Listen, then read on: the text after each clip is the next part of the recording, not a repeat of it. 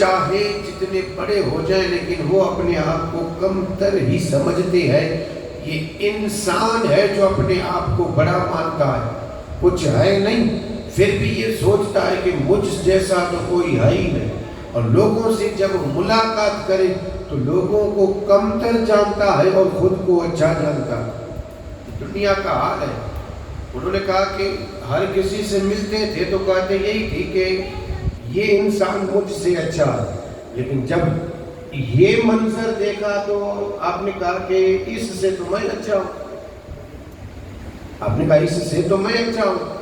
تو جب یہ آواز آئی, وہ بزرگ جب بھی چلتے تو ان کے سر پہ بادل سایہ کرتے ہوئے جا رہا. بس یہ خیال آیا کہ اس سے میں اچھا ہوں, وہ سر سے سایہ ہٹ گیا, بادل ہٹ گیا. اب آپ حیرت میں دیکھا یہ کیا, بادل کبھی ہٹا نہیں اور آج ہٹ گیا, وجہ کیا ہے؟ تو پھر آواز آئی, اے میرے بندے, تو نے ابھی ابھی اپنے آپ کو اس سے اچھا سمجھا ہے, اسی لیے میں نے یہ بادل کا سایہ ہٹا دیا. آپ نے عرض کی مولا کیوں ہٹایا؟ تو کہا تو نے اپنے آپ کو اچھا سمجھا. تو آپ نے عرض کی مولا اس سے تو میں اچھا ہوں.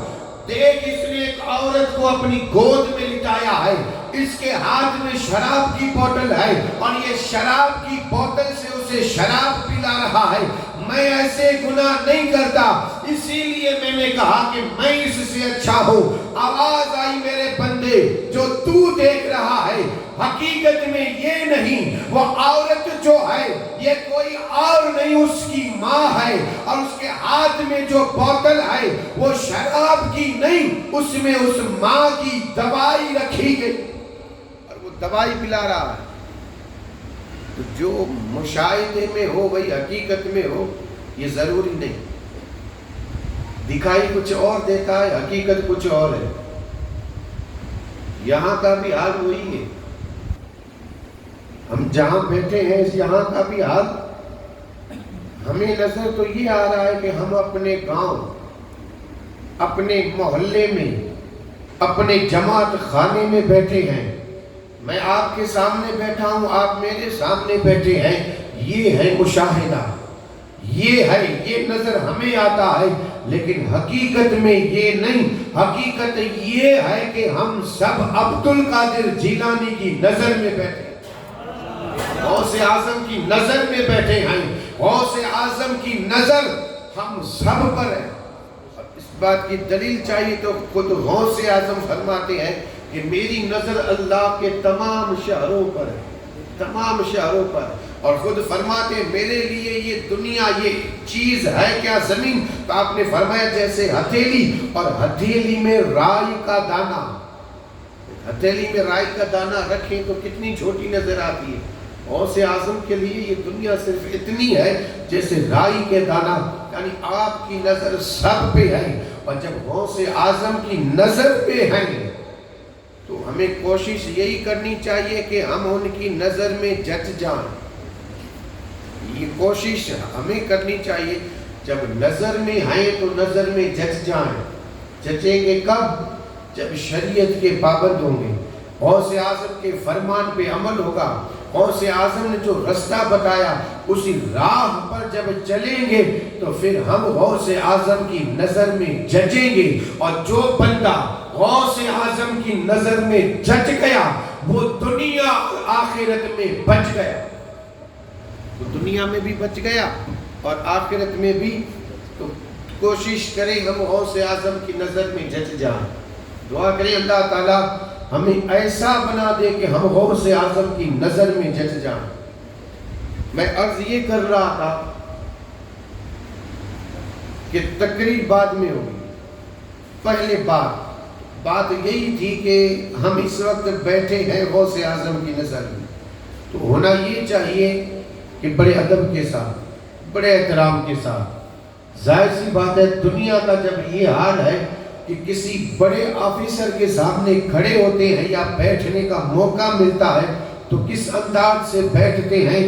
ہمیں اس انداز, یہ تو میں نے سمجھانے کے لیے مثال دی, ورنہ کہاں یہ آفیسر اور کہاں میرا غوث, کہاں عبد القادر جیلانی. لیکن صرف بات سمجھ میں آ جائے اسی لیے میں نے یہ مثال دی. مثال دینے کا مقصد اور کچھ نہیں، بس یہی ہے تاکہ بات سمجھ میں آ جائے۔ اب میں تقریر کا آغاز کر رہا ہوں، میں تقریر کا آغاز اس بات سے کر رہا ہوں کہ اللہ تعالیٰ نے ساری کائنات کو پیدا فرمایا، ساری کائنات کو، 18,000 عالم کو رب نے پیدا فرمایا۔ اور یہ ہم نے بارہا سنا ہے کہ اللہ نے جب بھی کوئی چیز پیدا فرمائی تو رب نے صرف ارادہ کیا اور رب نے فرمایا کن فیکون، تو وہ ہو گئی۔ یہ قرآن میں بھی اللہ نے ذکر فرمایا ہے کن فیکون۔ زمین کو پیدا فرمانا چاہا تو رب نے کہا کن فیکون، ہو گئی۔ فیکون کا معنی ہے تو ہو گئی، رب نے کہا ہو جا۔ کن کا معنی ہو جا، فیکون تو وہ ہو گئی۔ زمین سے کہا کن فیکون، آسمان پیدا کیا کن فیکون۔ لیکن باری جب اس انسان کی آئی تو انسان کو رب نے ایسے پیدا نہیں کیا کن فیکون، بلکہ رب نے فرشتوں کو حکم دیا کہ جاؤ زمین سے مٹی لے کر کے آؤ۔ اور یہ بڑا مشہور واقعہ ہے، میں صرف اشارہ کر رہا ہوں۔ اللہ نے فرشتوں کو بھیجا تھا اور فرشتے عناصر اربع، انسان کو جو رب نے پیدا فرمایا عناصر اربع یعنی مٹی، پانی، آگ اور ہوا، ان 4 چیزوں سے اللہ نے انسان کو پیدا فرمایا۔ اللہ نے اپنے دست قدرت سے انسان کو پیدا فرمایا، کن فیکون کا کہ نہیں، دست قدرت سے، دست قدرت سے اللہ نے ہم انسانوں کو پیدا فرمایا۔ اور پیدا فرمایا تو کیسا؟ ایسا ویسا نہیں، جیسا تیسا نہیں۔ اللہ نے پیدا فرمایا، خود رب فرماتا ہے لَقَدْ خَلَقْنَا الْإِنسَانَ فِي أَحْسَنِ تَقْوِيمٍ، ہم نے انسان کو اچھی شکل، اچھی صورت میں پیدا فرمایا، اچھی شکل۔ اب یہ شکل کتنی اچھی ہے اس کو اگر سمجھنا ہو تو حضرت آدم کا جب قالب تیار ہو گیا خمیر، فرشتوں نے کہا مولا زیارت کرنے جاتے، اجازت مانگی تھی، اجازت ہو تو زیارت کر کے آئے۔ فرشتے یہ نوری مخلوق ہے اور اللہ نے ہمیں مٹی سے پیدا فرمایا، خاکی مخلوق، ہم خاکی ہیں وہ نوری ہے۔ اللہ نے فرشتوں کو نور سے پیدا فرمایا۔ اب آپ خود اندازہ کر لیں کہ نوری مخلوق خاکی مخلوق کی زیارت کرنے کے لیے آتی ہے تو اللہ نے اس خاکی مخلوق کو کتنی اچھی شکل میں پیدا فرمایا کہ نوری مخلوق خود دیدار کے لیے آ رہی ہے، خود زیارت کے لیے آ رہی ہے۔ اب یہ نوری مخلوق آ رہی ہے، یہ اس بات کا ثبوت ہے کہ اللہ نے ہمیں اچھی شکل میں پیدا فرمایا۔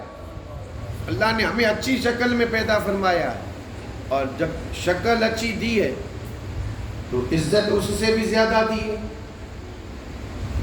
عزت تو دیکھیں اللہ نے ہمیں عطا فرمائی۔ میں صرف انسان کی بات کروں، صرف انسان کی، انسان میں سب آ گئے، صرف انسان کی اگر بات کروں تو انسان کو حکم تو یہی ہوا تھا کہ بندہ جب انتقال کر جائے تو اس کو زمین میں دفنایا جائے، زمین میں اس کو دفنایا جائے۔ پھر لوگوں نے اپنے اپنے انداز سے جو کرنا چاہا انہوں نے کیا، لیکن اللہ نے سب سے پہلا جو انتقال کر گیا مرد، اس کو دفنانے کے لیے زمین میں دفنا دے۔ بھائی کیوں؟ ساری مخلوق ہے، جیسے جانور بھی مرتے ہیں، اور جانور جب مرتے ہیں تو وہ روڈ پہ پڑے رہتے ہیں، کچرے پہ پڑے رہتے ہیں، کوئی یعنی چیل، کوے، جانور دوسرے اس کو نوچ کر کے کھا رہے ہیں، بے عزت، کوئی عزت نہیں، ذلیل، خوار، جہاں دیکھے وہاں پڑے رہتے ہیں، پوچھنے والا کوئی نہیں۔ لیکن انسان کی باری آئی تو انسان کو رب نے عزت یہ بخشی کہ انسان انتقال کر گیا تو میرے آقا تاجدار مدینہ نے جو ہمیں مذہب عطا فرمایا ہے اس میں یہ ہے کہ اسے غسل دیا جائے، کفن پہنایا جائے، اور پھر اس کو قبر کے حوالے کر دیا جائے۔ یہ نہیں کہ کھڈا کھود کر کے اس میں ڈال دیا جائے، نہیں، اب اس کے اوپر مٹی بھی ڈالنی ہے، اور اب یہ بندہ کیسا ہے، کیا ہے، یہ رب جانے، وہ بندہ جانے۔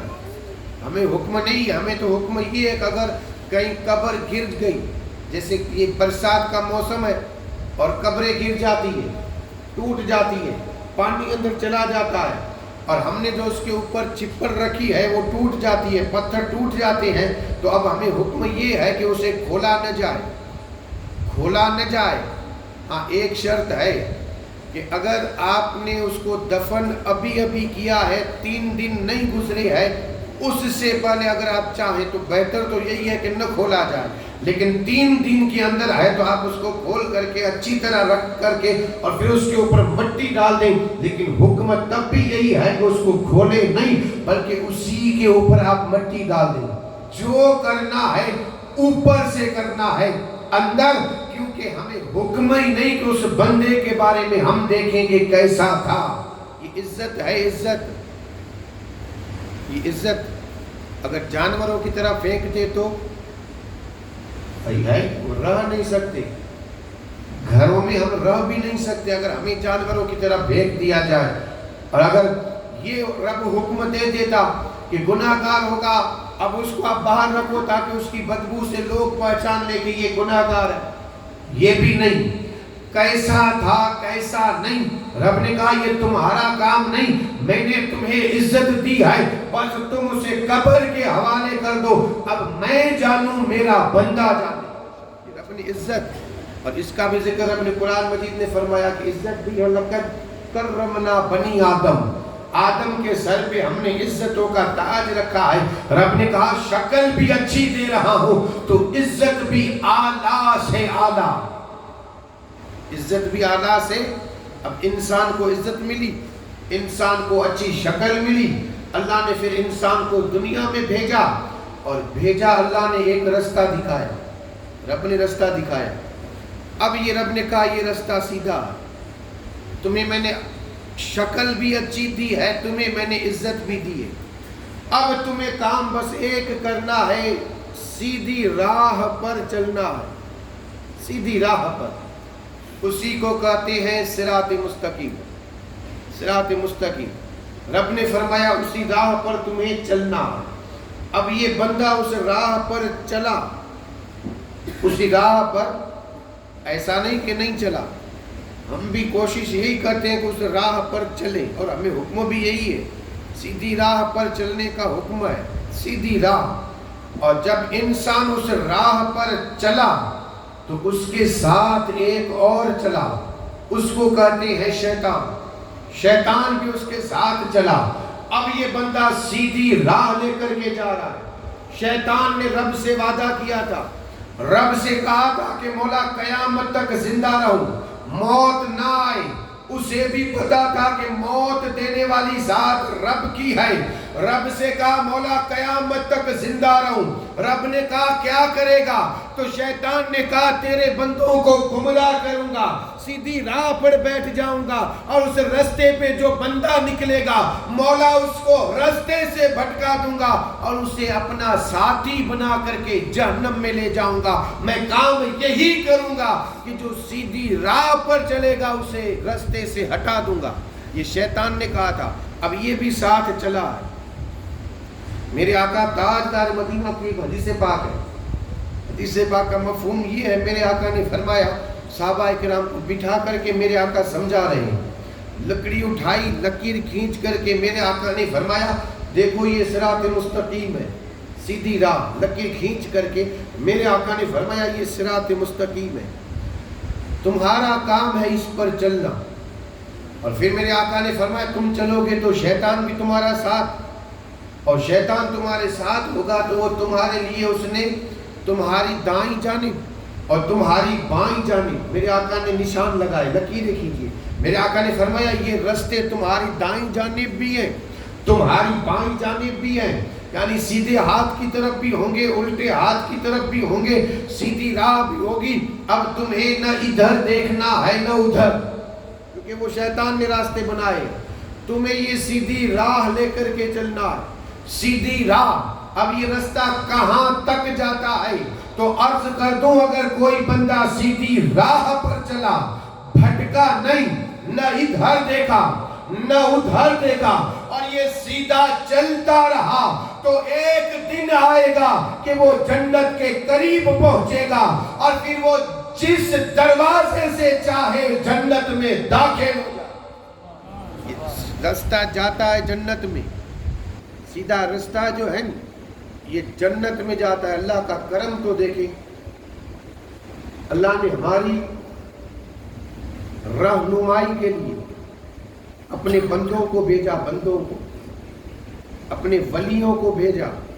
और अल्लाह वाले जब भी दुनिया में आए हैं तो हमें सीधी राह बता रहे हैं, सीधी राह। इसी हदीस पाक को शाह अब्दुल लतीफ भिटाई ने अपने अंदाज में यूं फरमाया है कि वठियो नजवात कंद मफेरज केडन।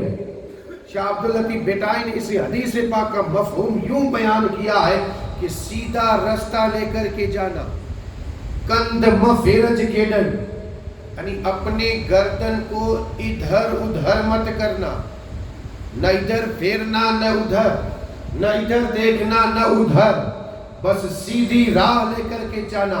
वठ्यो नजवार कंद मफेरज केडन। फिर आगे आपने क्या फरमाया, लोणे फेर लपाट लगती लतीफ चे। आपने क्या फरमाया, सीधी राह पर जाना, इधर उधर मत देखना। अब शैतान है ना, अब शैतान ये इसको बहका रहा है। शैतान ने कहा सीधा रास्ता लेकर के जा रहा है, जरा मुड़ करके तो देख, सर को घुमा करके तो देख, गर्दन मोड़ करके तो देख। अब अगर हमने गर्दन मोड़ दी, सर को घुमा दिया, देखा तो रास्ता निकला है किसी पे दौलत पड़ी है, किसी पे तख्तो ताज पड़े हैं, दुनिया की नेमतें पड़ी है। अगर हम उसी राह पर निकल गए तो रास्ता भटक जाएंगे, और रास्ता अगर भटक गए तो फिर जन्नत की तरफ नहीं पहुंच सकेंगे, जन्नत तक नहीं जा सकेंगे। अगर जन्नत की तरफ जाना है तो वही राह लेकर के जा जो रास्ता सीधा जा। ये दुनिया के रास्ते हैं।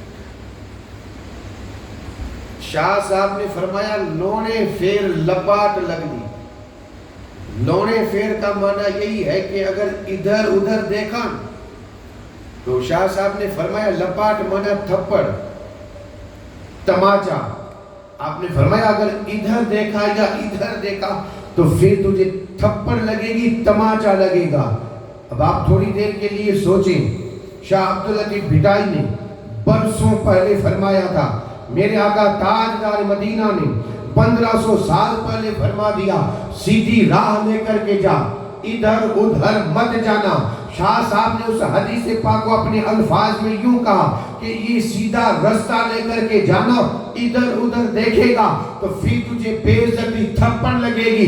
आज आप खुद सोचें, क्या हमें थप्पड़ नहीं लग रही, क्या तमाचे नहीं लग रहे? मैं अगर अपने अंदाज में कहूं तो थप्पड़ तो कहते हैं कि उंगलियों को खोल, उंगलियां खुली हुई हो और किसी को मारा जाए, और यही उंगलियां अगर बंद करके किसी को मारे तो कहते हैं मुक्का। आज हमें न थप्पड़ लपाट लगती है, न थप्पड़ लग रही है, न तमाचा लग रहा है, न हमें मुक्के लग रहे हैं। अगर देखें तो आज हमें दुक्के लग रहे हैं। और ये दुक्के क्यों लगते हैं? तो वजह यही है कि जो सीधी राह थी उसको हमने छोड़ दिया और उस रास्ते पे हमने अपनी जिंदगी बसर की जिसकी तरफ देखने से मना फरमाया था। आज भी अगर हम सीधी राह पर चले तो किसी में हिम्मत नहीं कि हमें तमाचा भी मारे। पूरी दुनिया में देख लें आप, पूरी दुनिया में आप देखें, इस्लाम को इज्जत मिली है तो अमल से। इस्लाम को इज्जत मिली है, अमल से मिली है। बुरा न माने तो एक बात बता दूं, मस्जिद आलीशान हो या न हो, आलीशान मस्जिद बनाने से इस्लाम को इज्जत नहीं मिलती। गौसे आज़म की न्याज करके लोगों को खिला दे, इससे इज्जत नहीं मिलती। यहाँ एक बात अर्ज कर दूं, सारी चीजें मैं कहता हूँ जरूरी है, न्याज भी खिलाएं, मस्जिद भी आलीशान बनाएं, लेकिन इस्लाम की इज्जत किस में है ये अगर आपको देखना हो तो बारहा हमने सुना, बारहा सुना है। ये अलग बात है कि भूल गए, ये एक अलग बात है कि भूल गए, हमने बारहा। मैं अगर उस वाक्य की तरफ इशारा भी करूं तो समझ में आ जाएगा। میرے آقا نے اعلان نبوت فرمایا. میں بتانا یہ چاہتا ہوں کہ اسلام کو عزت عالی شان مسجد بنانے سے نہیں ملی، عالی شان درگاہ بنانے سے نہیں ملی، عالی شان جماعت خانے بنانے سے نہیں ملی، عالی شان نیاز کرنے سے نہیں ملتی. اسلام کو عزت ملتی ہے عمل سے. میں یہ ثابت کرنا چاہتا ہوں. میرے آقا نے اعلان فرمایا تھا اور پھر ابو بکر نے کلمہ پڑھا، علی نے کلمہ پڑھا، زید نے کلمہ پڑھا، بلال نے کلمہ پڑھا، امیر حمزہ نے کلمہ پڑھا، 39 لوگوں نے کلمہ پڑھا. اور پھر میرے آقا تاجدار مدینہ کی نظر گئی. اب یہ نظر کس پہ ٹھاری ہے؟ واقعہ سب کے ذہن میں ہے. عمر پہ نظر ٹھاری ہے اور وہاں ابو جہل نے کہا اس کو روکا جائے. اگر نہ روکا گیا تو یہ جو ہے بڑھے گا، اب اس کو ختم کیا جائے. کا ختم کون کرے گا؟ تو ابو جہل کی نظر بھی عمر پہ گئی. میرے آقا نے ہاتھ اٹھایا، ہاتھ اٹھا کر کے کہا اللہم اعز الاسلام بے عمر ابن الخطاب. اے مولا اسلام کو عزت دے حضرت عمر بن خطاب کے وسیلے سے. عمر بن خطاب کے وسیلے سے. لوگ یہ کہتے ہیں وسیلہ نہیں مانگنا چاہیے. میرے آقا نے فرمایا بے عمر ابن الخطاب. عمر بن خطاب کے ذریعے سے اسلام کو عزت دے. اور اسلام کو عزت ملی کہ نہیں؟ عمر نے یہ نہیں کہا کہ عالی شان مسجد بناؤ، نہیں فرمایا، نہیں عرض نہیں کی. عمر نے کیا کہا؟ یا رسول اللہ کیا ہم سچے نہیں؟ ہمارا دین سچا نہیں، قرآن سچا نہیں، آپ سچے نہیں، رب سچا نہیں. محبوب مصطفیٰ نے فرمایا میں بھی سچا ہوں، دین بھی سچا ہے، قرآن بھی سچا ہے اور ہمارا رحمان بھی سچا ہے. تو عمر نے کہا یا رسول اللہ تو چھپ کر کے کیوں؟ آ جائیں مسجد حرم میں، ہم وہاں نماز پڑھیں گے. ایک صف میں امیر حمزہ ہے، دوسرے میں فاروق اعظم ہے. اب کسی میں ہمت نہیں کہ یہ انہیں روک سکے. اب اسلام کو عزت ملی ہے عمر کے صدقے میں. اور عمر نے کہا آ جائے نماز پڑھیں. عمل سے عزت ملی ہے. اگر ایک اور دلیل چاہیے تو دیکھو، اور یہ دلیل میں اس کی دے رہا ہوں جن کا ذکر ہم کرنے بیٹھے ہیں. سرکار غوث اعظم رضی اللہ تعالیٰ عنہ. لیکن یہ بھی واقعہ ہم نے 12 سنا ہے کہ میں کہتا ہوں ہم بھول جاتے ہیں. ہمیں یہ تو یاد رہتا ہے کہ نیاز کیسی پکائی تھی، چاول کچے تھے یا پکے، میٹھا جو بنایا تھا وہ بہترین تھا کہ نہیں. 1 سال کے بعد بھی یاد رہتا ہے. اور جب بناتے ہیں تو کہنے والے کہتے ہیں یار اس سال تو نے میٹھا تھوڑا ایسا بنایا تھا، آج تھوڑا اچھا بنانا. اور پھر چاول کی بات ہے تو کہتے ہیں یا اس سال بہت اچھے بنے تھے، ویسے ہی بنانا. نیاز تو یاد رہتی ہے لیکن بیان کیا ہوئے یہ کسی کو بھی یاد نہیں رہتا. پہلے لوگ کیا کرتے تھے؟ رات کو سنتے اور کئی دنوں تک انہیں یاد رہتا کہ فلاں آیا تھا اور اس نے یہ باتیں ہمیں بتائی تھی. وہ خود اپنے گھر والوں کو بتاتے ہیں اور اپنے دوست احباب کو بھی بتاتے ہیں اور کہتے ہیں تو نہیں آیا تھا، سن فلاں مولوی نے یہ کہا. برسوں تک لوگ یاد رکھتے تھے. آج بھی سفید بال والوں سے جب بات ہوتی ہے تو وہ یہ کہتے ہیں کہ برسوں پہلے محمود شاہ جیلانی نے یہ کہا تھا، مفتی اعظم کچھ نے یہ کہا تھا. اور آج بھی اگر پوچھا جائے تو لوگ کہتے ہیں کہ بابو غلام حسین شاہ جیلانی برسوں پہلے یہاں یہ کرتے تھے. یعنی برسوں پہلے کی بات آج بھی بتانے والے ہیں تو سفید بال والے. ان نوجوانوں سے پوچھا جائے تو کوئی کسی کو پتہ ہی نہیں. پتہ ہو تب نہ. حال وہی ہے کہ خیال یہی ہے کہ اگر کسی چیز کی ضرورت پڑے گی تو موبائل میں ڈھونڈ لیں گے. سننے کی کیا ضرورت ہے، بس رسم ادا کر کے آ جائیں، بیٹھ کے آ جائیں گے. تقریر ختم ہوگی تو گھر جا کر کے موبائل میں پڑے رہیں گے. اگر سننی ہوگی تو پھر موبائل میں سن لیں گے. یہ حال ہمارا ہے. یہ نہیں، یاد رکھیں اور ایسا یاد رکھیں کہ سامنے والا صرف نام کہے اور ہمیں وہ واقعہ یاد آ جانا چاہیے. اگر آپ کو یاد آ گیا ہو تو نہ کرو، اگر آپ کو وہ واقعہ یاد آیا ہو تو نہیں آیا ہوگا، میں بھی جانتا ہوں لیکن اشارہ کروں گا تو آ جائے گا. غوث اعظم رضی اللہ تعالیٰ عنہ جا رہے تھے. آپ نے کیا دیکھا؟ ایک انسان بوڑھا، ضعیف، کمزور، لیٹا ہوا. اب یاد آ گیا ہوگا.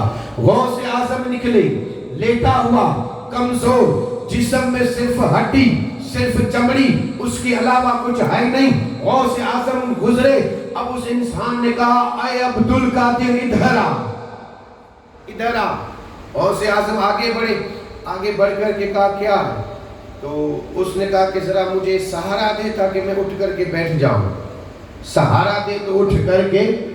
غوث اعظم نے کہا اتنے سے کام کے لیے تو نے مجھے بلایا؟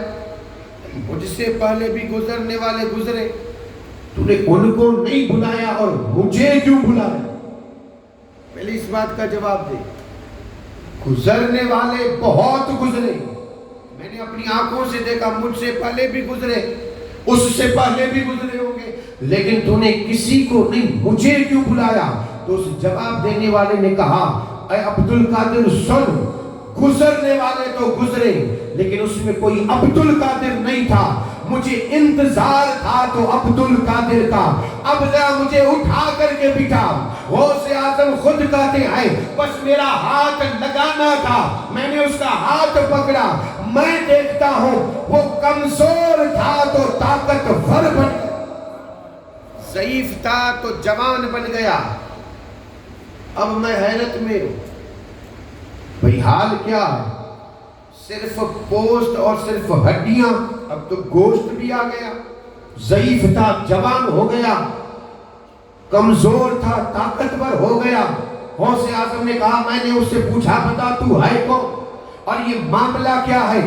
اس جواب دینے والے نے کہا عبد القادر میں کوئی اور نہیں، تیرے نانا کا دین، دین اسلام۔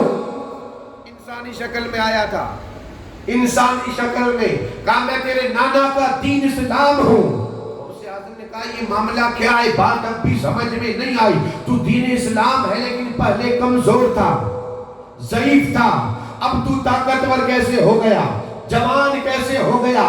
تو اس دین نے جواب میں کہا تھا عبد القادر میں جو کمزور ہوا تھا تو تیرے نانا کی اس امت کی وجہ سے، کہ تیرے نانا کی امت نے عمل کرنا چھوڑ دیا، اور جب امت عمل کرنا چھوڑ دیتی ہے تو دین کمزور ہوگا۔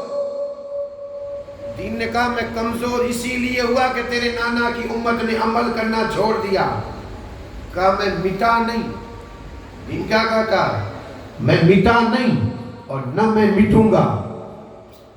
دین نے کہا تھا نہ میں مٹا ہوں نہ مٹوں گا، مجھے پتا ہے کہ میں قیامت تک رہوں گا، لیکن ہاں اتنا ضرور ہے کہ جب تیرے نانا کی امت عمل نہیں کرے گی تو میں کمزور ہو جاؤں گا۔ کمزور ہوا تھا عمل نہ کرنے کی وجہ سے، اور پھر تو نے مجھے جوان دیکھا، طاقتور دیکھا، تو عبد القادر میں جوان ہوا تو تیری وجہ سے، تو نے رب کی اتنی عبادت کی ہے کہ اللہ نے مجھے طاقت عطا فرمائی، اللہ نے پھر مجھے جوانی عطا کر دی، اللہ نے پھر مجھے زندگی عطا فرمائی۔ آپ کا لقب ہے محی الدین، دین کو زندہ کرنے والے۔ زندہ سے مراد یہ نہیں کہ ختم ہو گیا تھا، انسان جب کمزور ہوتا ہے تو ہم بھی کہتے ہیں اب تو وہ مرنے کے قریب ہے، مر رہا ہے، اور پھر اگر اسی کو دوائی پلائی جائے یا ڈاکٹر کے پاس لے جا کر کے علاج کروایا جائے اور وہی بندہ جب واپس اچھا ہو جاتا ہے تو کیا کہتے ہیں؟ مرتے مرتے بچا، اللہ نے اسے زندگی عطا فرمائی، یہی کہتے ہیں ہم، یہی کہتے ہیں، یہی ہے محی الدین، دین کو زندہ کرنے والے۔ سمجھانے کا مقصد اور مطلب یہ ہے اسلام کی عزت کس میں ہے؟ عمل کرنے میں۔ یہ اسلام کی عزت اسی میں ہے، اسی لیے تو آج اسلام کی عزت کیوں نہیں ہو رہی اس کی وجہ سمجھ میں آئی؟ حضور کی عزت کیوں نہیں ہو رہی، اسلام کی کیوں نہیں ہو رہی، وجہ سمجھ میں آئی کہ ہم نے عمل کرنا چھوڑ دیا۔ اگر ہم عمل کرنا نہ چھوڑتے تو آج کسی میں ہمت نہیں کہ میرے آقا کی شان میں گستاخیاں کریں۔ اب دیکھیں ایک سے دو سے چار، اب یہ بڑھ رہے ہیں، لیکن ہمیں ابھی بھی ہوش نہیں، ابھی بھی ہم مدہوش ہیں دنیا کے اندر، ابھی بھی ہم دنیا کے لیے سب کچھ کر رہے ہیں، اور پھر یہ کہتے ہیں کیا کریں، ہمارا تو کچھ ہے نہیں، سب کچھ ان کا ہے، فلاں بھی ان کا، یہ بھی ان کا. ہم بولیں گے تو مار دیے جائیں گے, قتل کر دیے جائیں گے, قید خانے میں ڈال دیے جائیں گے. ارے نبی کے وفاداروں, ہمیں کچھ کرنے کی ضرورت نہیں, بس اتنا کریں اپنے آپ کو نبی کا سچا غلام بنا دے. دنیا دیکھے گی تو وہ نبی کی سیرت پڑھے گی, اور جو نبی کی سیرت پڑھے گی تو اسے پتا چلے گا میرے آقا کی شان ہے کیا. اس کو بھی پکارنا پڑے گا کہ تجھ سے, اس کو بھی پکارنا پڑے گا کہ میں تو مالک ہی کہوں گا کہ ہو مالک کے حبیب, یعنی محبوب و محب میں نہیں تیرا میرا. میرے آقا کی شان دیکھیں. لوگ اسلام نہیں پڑھتے, قرآن نہیں پڑھیں گے, حدیث پاک نہیں پڑھیں گے, تفسیر نہیں پڑھیں گے. لوگ ہمیں دیکھیں گے, ہمیں, ہمارے کردار کیسے ہیں, ہمارے عمل کیسے ہیں, اور جب ہمارے کردار کو دیکھیں گے کہ کردار اچھے ہیں تو وہ سمجھیں گے کہ ان کا نبی بھی اچھا ہے. اور کردار اگر برے ہوں گے تو یہ تو دنیا کا دستور ہے. اللہ رحم فرمائے, اللہ رحم فرمائے. کسی کو قصوروار ٹھہرانے کی ضرورت نہیں, قصوروار ہم ہیں. قصور ہمارا ہے کہ ہم نے اسلام کو کمزور کیا, ہم نے عمل نہ کیا. آج بھی اگر حضور کی سنت پہ عمل کرتے تو لوگ میرے آقا کی سیرت پڑھتے, ضرور پڑھتے. دلیل چاہیے تو دے دوں. یہی شہر ہمارا بمبئی. بمبئی شہر میں ایک انسان نبی کا کلمہ پڑھنے والا نوجوان, اب عید میلاد النبی جو گزری, یہی عید میلاد النبی کے دن تھے, مہینہ عید میلاد النبی کا تھا. اس نے کسی عالم دین سے کہا کہ مجھے ایک ایسا عمل بتائیں تاکہ میں کل آقا کی ولادت کے دن کل میں عمل کروں اور میرے آقا کو راضی کروں. پوچھا, کسی نے پوچھا, اب اس عالم دین تھے, انہوں نے جواب میں یہ کہا کہ دیکھ میں تجھے ایک نبی کی سنت بتا رہا ہوں. انہوں نے کہا کہ دیکھ تو اکثر ریلوے اسٹیشن کے قریب رہتا ہے, ریلوے اسٹیشن کے قریب تیرا اٹھنا بیٹھنا دین کا زیادہ تر حصہ تو یہی بسر کرتا. میرے آقا کی ایک سنت یہ ہے کہ میرے آقا جب بھی کسی کمزور کو دیکھتے, جس کے پاس وزن بوجھ زیادہ, تو میرے آقا اس کا بوجھ خود اٹھاتے اور اسے گھر تک چھوڑ کر کے آتے. یہ میرے آقا کی سنت ہے, اور یہ میں تجھے اسی لیے بتا رہا ہوں کہ تو ریلوے اسٹیشن کے قریب رہتا ہے, بہت مسافر آتے جاتے ہیں, ان میں کمزور بھی ہوں گے, ان کمزوروں کی مدد کر, کل مدد کر, اور نبی کی روح کو راضی کر. کہا ٹھیک ہے. صبح پہنچ گیا ریلوے اسٹیشن. اب وہ دیکھتا رہا, ایک ٹرین آئی جس میں سے ایک بڑھیا عورت اتری, ضعیف, سامان بھی زیادہ. اب یہ آگے بڑھا, آگے بڑھ کر کے اس بڑھیا کے پاس جا کر کے کہنے لگا, ماں جی اجازت ہو تو میں آپ کا یہ سامان اٹھا کر کے آپ کے گھر تک پہنچا دوں. وہ کلمہ پڑھنے والی نہیں تھی, عورت جو تھی اس نے کلمہ پڑھنے والی, یہ کلمہ پڑھنے والا عید میلاد النبی کا دن بغیر ٹوپی کے تو یہ بھی نہیں گیا ہوگا. ٹوپی پہن کر کے, جبہ پہن کر کے عورت نے دیکھا, دیکھ کر کے عورت نے کہا کیا تو مجھے پہچانتا ہے؟ کہ وہ خود تو نہیں پہچانتی تھی اسے, اسی لیے اس نے کہا ہو سکتا ہے کہ یہ مجھے پہچانتا ہو, میں تو نہیں پہچانتی لیکن یہ مجھے پہچانتا ہو. عورت نے کہا کیا تو مجھے پہچانتا ہے؟ اس نے کہا نہیں ماں جی میں تو آپ کو جانتا بھی نہیں, آج پہلی بار ملاقات ہوئی. تو عورت نے کہا تو پھر میرا سامان اٹھانے کی اجازت کیوں لیتا ہے؟ اس نے کہا کہ دیکھو اجازت اس لیے لے رہا ہوں, آج ہمارے نبی کا جنم دن ہے, ولادت کا دن ہے, اور میں یہ چاہتا ہوں کہ آج میں اپنی نبی کی سنت پہ عمل کروں. میرے آقا کمزور لوگوں کی مدد کرتے تھے, ان کا سامان ان کے گھر تک پہنچاتے تھے. یہی عمل کرنا چاہتا ہوں تاکہ مجھ سے میرا نبی راضی ہو جائے. پہلے تو عورت نے منع کیا تھا, کہا تو چور ہو سکتا ہے, ڈاکو ہو سکتا ہے, سامان لے کر کے نکلا تو. لیکن جب نبی کی بات سنی تو عورت نے کہا ٹھیک ہے, اٹھا لے سامان. اٹھایا, گھر تک پہنچایا, اور پھر اس نوجوان نے کہا میرا نمبر لے لو, نمبر لے لو. آج ایک دن کے لیے نہیں, جب بھی آپ ریلوے اسٹیشن پہ آئی, سامان زیادہ ہو, اٹھا نہ سکتی ہو تو آپ مجھے فون کر دینا, میں آپ کا سامان اٹھا کر کے پہنچا دوں گا. گھر سے ریلوے اسٹیشن پہنچانا ہو تو میں پہنچا دوں گا, ریلوے اسٹیشن سے گھر تک پہنچانا ہو تو بھی پہنچا دوں گا. اور صرف اتنا ہی نہیں، اس کے علاوہ کوئی اور مدد کی ضرورت ہو تو ماں جی مجھے یاد کرنا، میں آپ کی مدد کروں گا، جس سے میرے آقا کی روح مجھ سے راضی ہو جائے گی. اس عورت نے نمبر بھی لیے، اور نمبر لینے کے بعد 6 مہینے گزر گئے. 6 مہینوں کے بعد پھر وہی عورت فون کرتی ہے اور کہا بیٹا پہچانا؟ اس نے کہا نہیں پہچانا. کہا عید میلاد النبی کے دن تو نے میرا سامان اٹھایا تھا اور یہ کہا کہ اٹھایا تھا کہ یہ تیرے نبی کی سنت ہے، تو اگر اس پہ عمل کرے گا تو تیرا نبی تجھ سے راضی ہوگا. اس نے کہا ہاں ماں جی پہچان لیا. کیا آپ ریلوے اسٹیشن پہ آئی ہے؟ کیا میں سامان اٹھانے کے لیے آؤں؟ کیا آپ کو گھر سے ریلوے اسٹیشن جانا ہے؟ اس عورت نے کہا نہ بیٹا، نہ مجھے ریلوے اسٹیشن سے گھر جانا ہے، نہ گھر سے ریلوے اسٹیشن جانا ہے. تو کہا فون کیوں کیا؟ تو کہا فون اسی لیے کیا ہے تاکہ تجھے بتا دوں کہ جب سے تو نے تیرے نبی کا ذکر کیا ہے اس دن سے آج تک 6 مہینے گزر گئے، میں روزانہ تیرے نبی کی سیرت پڑھتی ہوں. روزانہ تیرے نبی کی سیرت پڑھتی ہوں. اس عورت نے سیرت کب پڑھی؟ جب اس نے خود نے نبی کی سنت پہ عمل کیا. آج ہمارا حال یہ ہے، گاڑی دیکھیں آپ، یہودیوں کی مثل ہے. دیکھیں اگرچہ اختلاف ہے گاڑی میں، لیکن یہ اختلاف علماءوں کے لیے ہے، ہم جیسے جاہلوں کے لیے تھوڑی ہے. یہ علماءوں کے لیے اختلاف ہے کہ کتنی رکھیں کتنی نہ رکھیں. ہمارے پاس تو اتنا علم نہیں، اور ہم سیدھا آ کر کے رکھ دیتے ہیں اور کہتے ہیں کہ گاڑی میں اختلاف ہے. اللہ کے بندو، ہم دیکھیں کس کو ماننے والے ہیں، اس کا تو خیال رکھیں گے کہ نہیں. اگر مفتی اعظم کچھ کو مانتے ہو تو مفتی اعظم کچھ کی داڑھی آپ نے دیکھی ہے. محمود شاہ جیلانی کو مانتے ہو تو ان کی داڑھی بھی آپ نے فوٹو میں دیکھی ہوگی. اور جو مجھ سے بڑے ہیں انہوں نے تو جیتے جاگتے دیکھا ہوگا. یہ ہم کم نصیب ہے، ہمیں ان کا دیدار نصیب نہ ہوا. اور اگر باپو غلام حسین شاہ جیلانی کے مرید ہو تو ان کی داڑھی آج بھی چمک رہی ہے اور آج یہ اعلان کر رہی ہے. کیا ہمارا علم ان سے زیادہ ہے؟ غلام حسین باپو سے زیادہ؟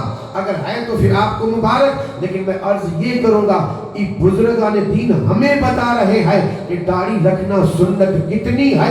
امام اعظم ابو حنیفہ کے نزدیک، اعلیٰ حضرت کے نزدیک یہ بزرگان دین بتا رہے ہیں. تو پھر داڑھی کٹ کیوں کرتے ہو؟ کیوں یہودیوں کی مثل رکھتے ہو؟ بالوں میں دیکھو سٹائل یہودیوں کی، لباس میں دیکھو طریقہ یہودیوں کا، کھانے میں دیکھو طریقہ یہودیوں کا، ہر چیز میں طریقہ یہودیوں کا. جب ہم نے شریعت کو چھوڑا، اسلام کو چھوڑا، تو اسلام کمزور ہوا. اسی اسلام کو طاقتور بنانا ہے تو ہمیں عمل کرنا ہوگا. عمل برا لگا ہو تو معاف فرما دیں گے، حقیقت بیان کر رہا ہوں، عمل کریں. کیونکہ ہمیں پیر ایسا ملا ہے جو ماں کے پیٹ میں بھی ولی تھا. اس کی نظر آج بھی ہم پہ ہے، آج بھی اس کی نظر آج بھی ہم پہ ہیں. کون کیسا ہے کیا ہے یہ عالموں کے اختلاف میں نہیں پڑھنا چاہیے، یہ ان کا کام ہے. ہمارا کام یہ ہے کہ ہم جس سے وابستہ ہیں اسے دیکھیں. ہمارے نزدیک جو اللہ والے ہیں انہیں دیکھیں. ہمیں دور جانے کی ضرورت نہیں. مجھ سے لوگ جب مسئلہ پوچھتے ہیں تو میں ان کو جواب یہی دیتا ہوں کہ بتا، تجھے اگر کوئی مشکل پیش آتی ہے تو تو کہاں جاتا ہے؟ رات کو اگر مشکل پیش آئے تو تو کسے پکارے گا؟ اپنے مرشد کو پکارے گا. تو ذرا اپنے مرشد کا چہرہ دیکھ لے. اور پھر کا اختلاف ہے کہ نہیں، تو جس کو پکار رہا ہے اس کا چہرہ دیکھ اور پھر فیصلہ تو کر کہ تجھے کس پہ عمل کرنا ہے، تیرے مرشد کے چہرے پہ یا پھر کسی اور کے چہرے پہ. خیر عرض یہ کر رہا تھا، سیدھی راہ، اور جو بندہ سیدھی راہ لے کر کے نکلتا ہے وہی بندہ کامیاب ہوتا ہے. عرض یہ کر رہا تھا، اللہ کا احسان ہے کہ اس نے ولیوں کو بھیجا، اور ولیوں کا کام ہی یہی تھا. اور اسلام نے بھی کہا، تاریخ پڑھ کر کے بھی دیکھیں، جب بھی کبھی اسلام کمزور ہوا ہے اللہ کا ولی آیا ہے اور اللہ کے ولی نے اسی اسلام کو زندہ کیا. تاریخ پڑھ کر کے دیکھیں، اسلام کبھی مٹا نہیں اور نہ کبھی مٹے گا. قیامت تک رہنے والا مذہب اور یہ مسلک ہے، قیامت تک رہے گا. کمزور ضرور ہوا ہے، ہر دور میں کمزور ہوا ہے، لیکن جب سے اسلام حضرت آدم علیہ السلام لے کر کے آئے ہیں تب سے لے کر کے اب یہ قیامت تک رہے گا. جس دور میں کمزور ہوا ہے تو پہلے نبی آتے تھے اور اسلام کو تازگی اور طاقت عطا فرماتے, اور پھر نبیوں کا دروازہ مصطفیٰ جان رحمت پہ بند ہوا تو اللہ نے ہم پہ کرم فرمایا. اسلام کو پتا ہے رب مجھے مٹنے نہیں دے گا, پھر کوئی آئے گا.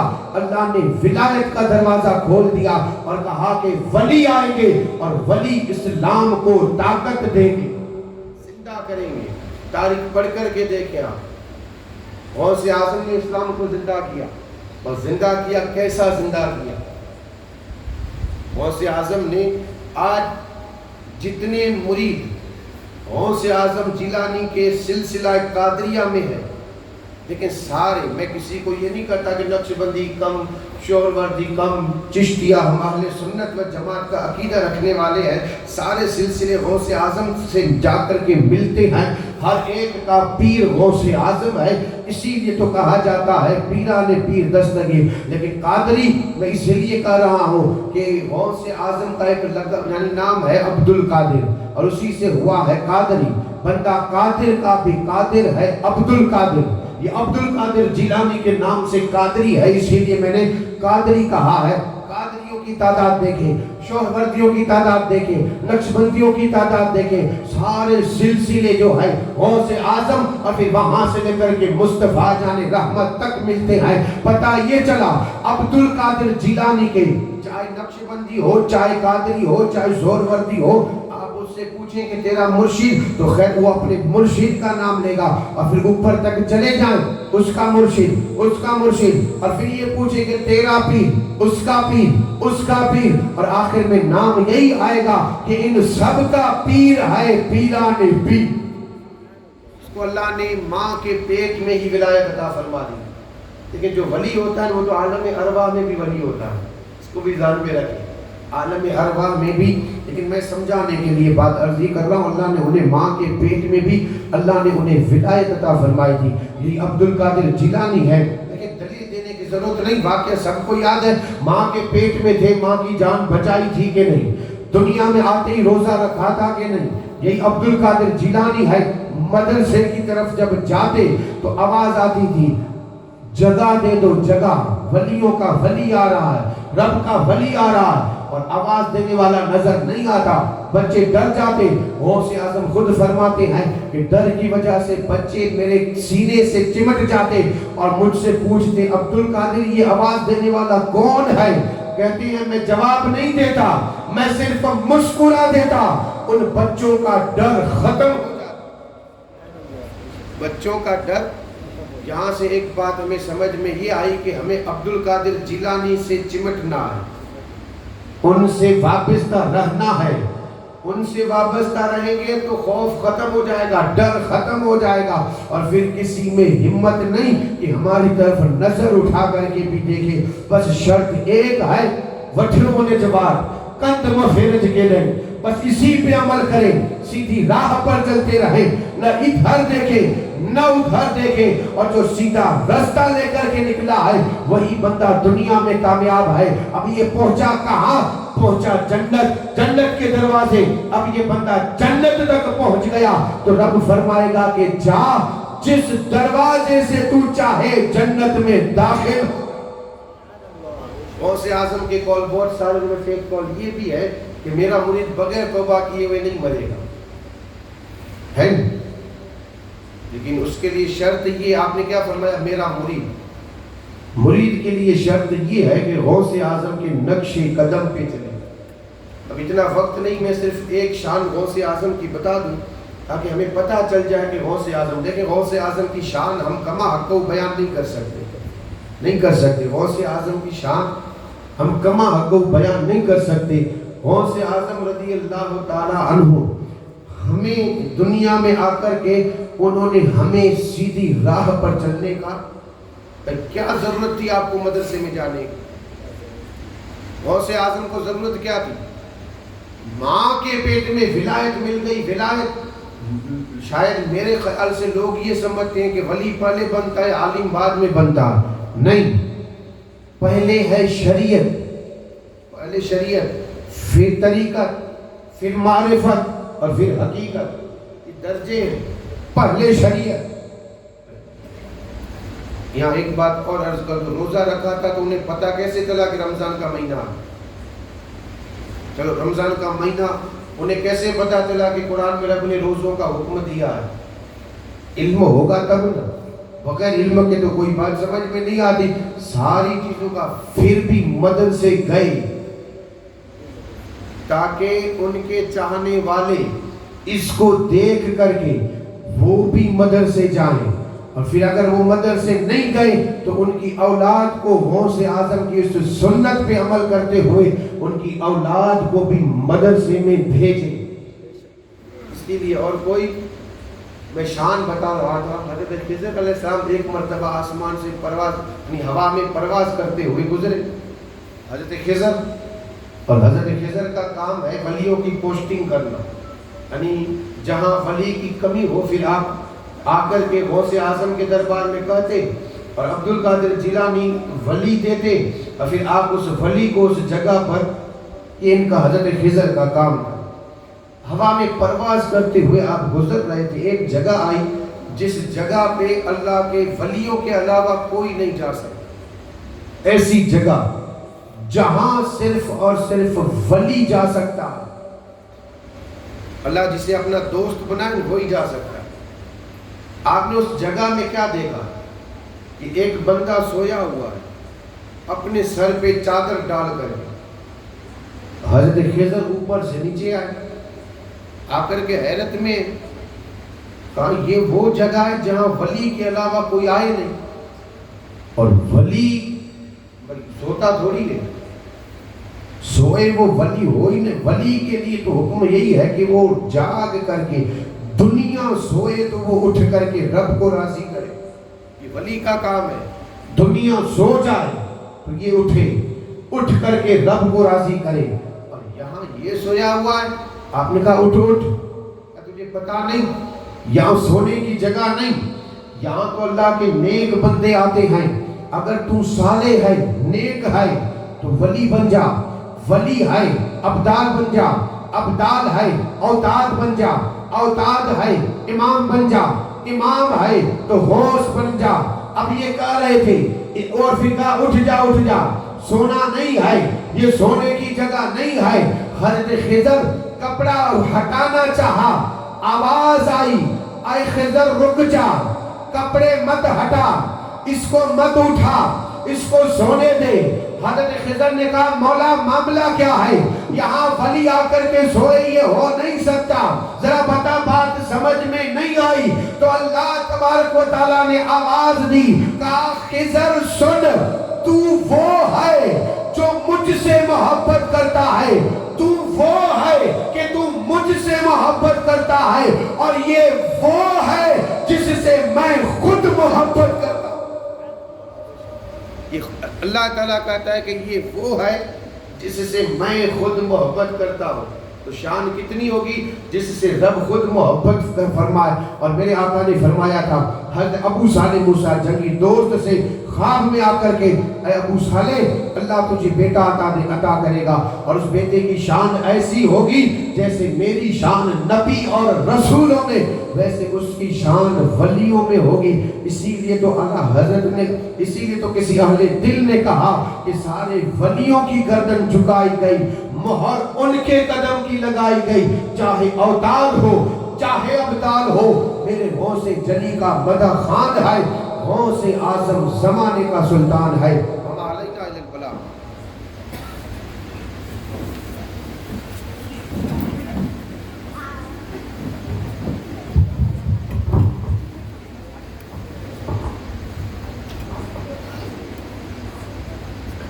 صلی علی نبینا